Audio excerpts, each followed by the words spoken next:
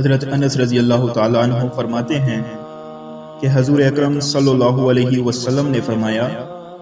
کیا میں تمہیں ایسے لوگ نہ بتاؤں جو نہ نبی ہوں گے اور نہ شہید، لیکن ان کو اللہ کے ہاں اتنا اونچا مقام ملے گا کہ قیامت کے دن نبی اور شہید بھی انہیں دیکھ کر خوش ہوں گے، اور وہ نور کے خاص ممبروں پر ہوں گے اور پہچانے جائیں گے۔ صحابہ کرام رضی اللہ عنہم اجمعین نے پوچھا، یا رسول اللہ، وہ کون لوگ ہیں؟ آپ صلی اللہ علیہ وسلم نے ارشاد فرمایا، یہ وہ لوگ ہیں جو اللہ تعالیٰ کے بندوں کو اللہ کا محبوب بناتے ہیں اور اللہ تعالیٰ کو اس کے بندوں کا محبوب بناتے ہیں اور لوگوں کے خیر خواہ بن کر زمین پر پھرتے ہیں۔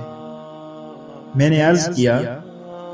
یہ بات تو سمجھ میں آتی ہے کہ وہ اللہ کو اس کے بندوں کا محبوب بنائیں، لیکن یہ سمجھ میں نہیں آ رہا ہے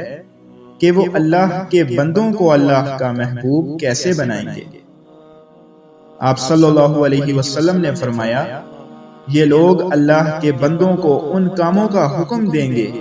جو کام اللہ کو محبوب اور پسند ہیں، اور ان کاموں سے روکیں گے جو اللہ کو پسند نہیں ہیں۔ وہ بندے جب ان کی بات مان کر اللہ کے پسندیدہ کام کرنے لگ جائیں گے